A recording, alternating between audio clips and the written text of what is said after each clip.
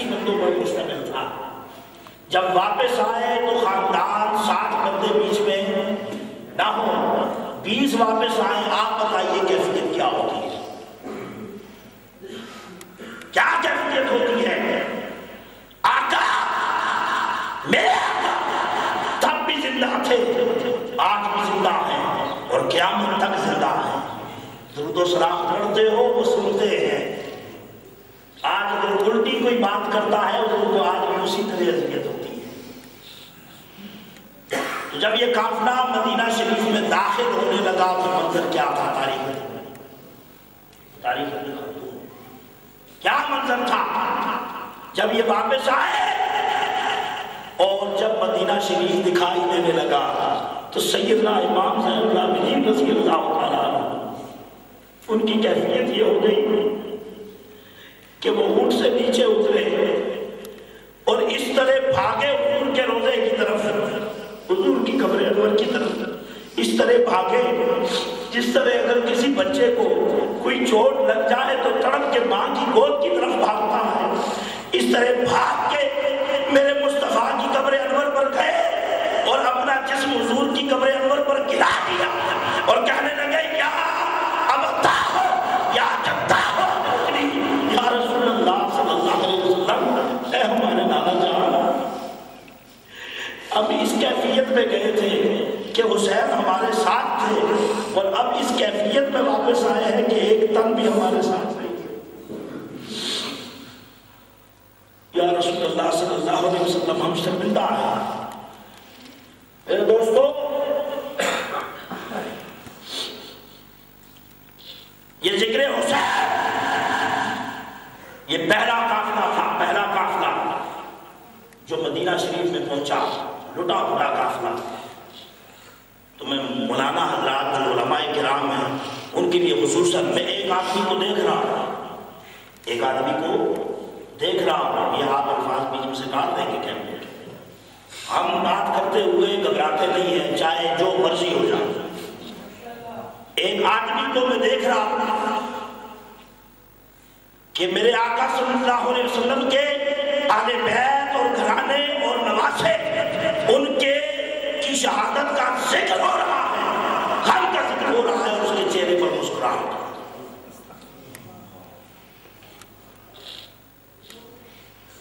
یہ پہچان ہے. حضور شیخ الاسلام پروفیسر ڈاکٹر محمد طاہر القادری سے پوچھا گیا ایک دن کہ ہمارے پاس اتنی دلیلیں نہیں ہوتی، قرآن حدیث اور ہم دن میں تقریر کرتے رہے، آپ صرف سادہ سا بتا دیں کہ کون محبت کرتا ہے اور کون نہیں کرتا، اس کی ہلکی سی پہچان بتا دیں. ایک جملہ حضور شیخ الاسلام نے فرمایا، صرف ایک جملہ بتاؤں گا، یہی پہچان ہے. آپ نے فرمایا اگر مصطفیٰ کا ذکر ہو، اہل بیت اطہار کا ذکر ہو، صحابہ کرام کا ذکر ہو، اگر بندے کا چہرہ کھل اٹھے، اگر بندے کے دل میں تڑپ ہو اور اس کا دل کرے کہ میں زیادہ سے زیادہ سنوں، اور اگر غم کی کیفیت ہے تو زیادہ سے زیادہ رو، تو آپ یہ سمجھیں کہ یہ بندہ ایمان والا ہے. اور اگر کیفیت یہ ہو کہ کسی طرح جلدی جلدی یہ ذکر ختم ہو جائے، کسی طرح میری جلدی جلدی جان چھوٹ جائے، اگر کیفیت بندے کی یہ ہو تو پھر ایمان نہیں ہے، نفاق ہے، عقیدہ درست کرنے والا. میرے دوستو، جب یہ قافلہ مدینہ میں پہنچا تو ذکر حسین کہاں ہوا؟ ذکر حسین ہوا تاریخ الامم والقلوب اور الکامل دونوں میں. دیکھیں ابن اسیر نے بڑا واضح لکھا ہے کہ جب یہ قافلہ مدینہ شریف میں پہنچا تو یہ ذکر حسین کے ساتھ ذکر حسین کا ربط ہے. مدینہ شریف میں قافلہ پہنچا اور پہلے دن جب صحابہ کرام دوڑ کے آئے حضرت امام زین العابدین کے پاس پوچھنے کے لیے کہ حضرت امام حسین کہاں ہیں، وہ جو دوسرے خانقادہ اہل بیت کے لوگ تھے وہ کہاں ہیں، یہ پوچھنے کے لیے آئے. جب انہوں نے ساری بات سنی تو ابن اسیر فرماتے ہیں خدا کی قسم پورے مدینہ شریف میں ہر طرف اس طرح ہو گیا جس طرح قیامت کا منظر ہوتا ہے.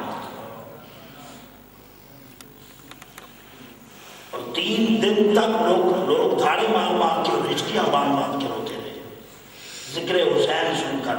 تو ذکر حسین سن کر ان کے غم میں رونا یہ صحابہ کی سنت ہوئی. اور پھر صرف اس بات پر موقوف نہیں رہے، ذکر حسین سن کر صرف وہ روئے نہیں بلکہ انہوں نے اعلان کر دیا کہ جس طرح امام حسین نے اس کی بیعت سے باہر رہنے کا اعلان کر دیا تھا، بیعت نہیں کی تھی، ہم بھی مکہ اور مدینہ والے سارے صحابہ اکرام اور تابعین اس کی بیعت توڑتے ہیں، اس کے خلاف بغاوت کا اعلان کرتے ہیں، بغاوت کا اعلان کرتے ہیں. سو پتہ کیا چلا کہ ذکر حسین کے ساتھ ساتھ فکر حسین بھی ضروری ہے. محرم شریف ہے، حضور شیخ الاسلام پروفیسر ڈاکٹر محمد طاہر القادری نے ہمیں ذکر حسین اور فکر حسین دونوں کو جمع کرنے کا ارشاد فرمایا. ذکر حسین وہ ہے جو یہاں میں کر رہا ہوں، اور فکر حسین وہ جو 18 دسمبر کو راولپنڈی میں لیاقت باغ میں اس گندے سیاسی نظام اور جمود کا شکار نظام اور کڑے سڑے نظام جس میں ہر غریب مر رہا ہے، ہر ایک کا استحصال ہو رہا ہے، اس کو جڑ سے اکھاڑ دینے کا نام فکر حسین ہے. فکر حسین ہے. میں آپ سے پوچھتا ہوں، یہاں لوگ کہتے ہیں ہمیں ضرورت نہیں ہے اس نظام کو جڑ سے اکھاڑنے کی. ایک لٹیرا جاتا ہے، دوسرا آ جاتا ہے. ایک بندے سے ہم تنگ آتے ہیں، دوسرے کو منتخب کر کے سر پہ بٹھا لیتے ہیں. وہ دور ایسا تھا کہ ایک یزید تھا، یہ دور ایسا ہے ہزاروں یزید پھرتے ہیں. ہمارے سروں پر مسلط ہے، سروں پر مسلط ہے.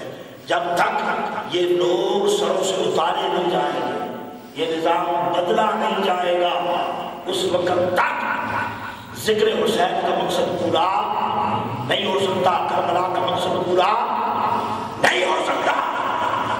میرا سوال آپ سے یہ ہے، جب حضرت امام حسین رضی اللہ عنہ کو لوگ کہتے ہیں جی ہمیں کیا ضرورت ہے نظام بدلنے کی، ہم تو یہ کام کریں گے کہ آپ نماز پڑھتے ہیں تو نماز پڑھنی پڑے، اور جی ہم 5 وقت نماز، ہم اللہ اللہ، ہم تسبیح تعلیم، اور جی یہ تو سارا دھندا ہے، بس اس میں دنیا میں نہیں پڑھنا ہے، سیاست ہے، اس طرح نہیں کرتے ہیں، اس طرح نہیں کرتے ہیں. اچھا چلے میرا آپ سے سوال ہے وہ یہ کہ یزید نے جب بیعت کے لیے کہا حضرت امام حسین کو، تو کیا اس نے یہ کہا تھا کہ مدینہ میں نمازیں پڑھ کر دو،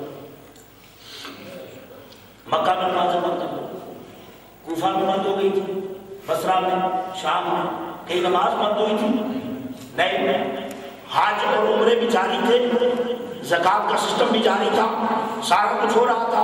اور مزے کی بات کیا کہ جب کربلا میں حضرت امام حسین اور اہل بیت نبوی کو شہید کیا یزیدیوں نے، تو وہ ظہر کا وقت تھا نا، جمعہ کا، شہید کیا اور سر ساتھ سے کاٹنے کے بعد، جسموں کے ساتھ سے سر علیحدہ کرنے کے بعد سارے یزیدیوں نے اکٹھے ہو کے وہیں پر نماز عصر پڑھی تھی. سب نے نماز عصر وہی پڑھی تھی. پتہ یہ چلا کہ نمازوں پر کوئی روک ٹوک اس وقت بھی نہیں تھی، تقریروں پر روک ٹوک اس وقت بھی نہیں تھی، حج زکوٰۃ پر اس وقت روک ٹوک نہیں تھی. کس وجہ سے امام حسین نے قربانی دی؟ صرف اس وجہ سے کہ اسلام کو خلافت سے نکال کر بادشاہت میں داخل کیا گیا. بیت المال کے پیسے کو غریبوں کے بجائے، ان کے خون پسینے کی کمائی، ان کے بجائے اس کو اپنی عیاشی پر خرچ کیا گیا. اور آقا علیہ السلام کی سنت کو، جس کو حضور نے حلال قرار دیا اسے حرام، اور جسے حرام قرار دیا اسے حلال کیا گیا. جب یہ بات ہوئی تو اس ظالمانہ نظام کے خلاف اور کافرانہ نظام کے خلاف سیدنا امام حسین رضی اللہ عنہ اٹھ کے کھڑے ہو گئے. اور وہ پہلی قربانی ہوئی، اور پہلی قربانی کے بعد یہ حال ہوا کہ آپ کی شہادت کے بعد پے در پے شام سے لے کر کوفہ، بصرہ، مدینہ اور مکہ تک ہر جگہ پر یزیدیت کے خلاف بغاوتیں ہوئی اور آخر کار اس فتنے کو اپنے انجام تک پہنچایا گیا۔ آج ضرورت اس بات کی ہے دوستو کہ جیسے آپ ذکر حسین کی اس محفل میں اکٹھے ہوئے ہیں، تحریک منہاج القرآن اور حضور شیخ الاسلام پروفیسر ڈاکٹر محمد طاہر القادری اس محرم شریف میں ذکر حسین کے مسئلے سے آپ سب کو دعوت ہے کہ 18 دسمبر کو بروز اتوار لیاقت باغ راولپنڈی میں جیسے ہم ذکر حسین کر رہے ہیں، وہاں ذکر حسین کے نفاذ کی بات کریں گے، وہاں نظام مصطفیٰ کے نفاذ کی بات کریں گے، وہاں نفاذ اسلام کی بات کریں گے، اور وہاں اس کثیر نظام کو جڑ سے اکھاڑنے کی بات کریں گے۔ یہ یزیدی دور سیاست لپیٹا جائے گا، صدا حسین کی گونجی ہے راہ پر بن کر۔ یزیدی دور سیاست لپیٹا جائے گا، صدا حسین کی گونجی ہے راہ پر بن کر۔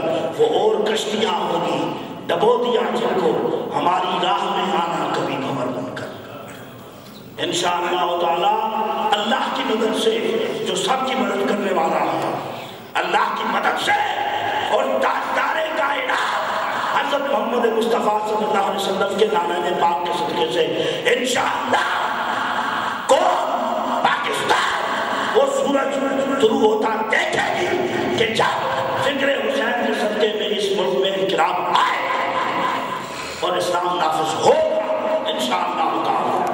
اللہ تبارک و تعالی تو جو میں ہمیں بھی حصہ لینے کی توفیق عطا فرمائے، اور سیدنا امام حسین علیہ السلام اور اہل بیت اطہار کی، صحابہ کرام کی، اور سب سے بڑھ کر آقا علیہ السلام کی محبت عطا فرمائے۔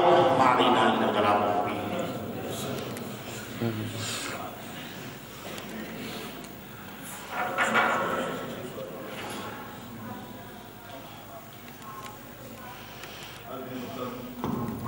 آپ نے حضرت علامہ ڈاکٹر نعمت حسین ہاشمی صاحب کا فکر انگیز خطاب سنا، اور آخر میں انہوں نے حضور شیخ الاسلام کا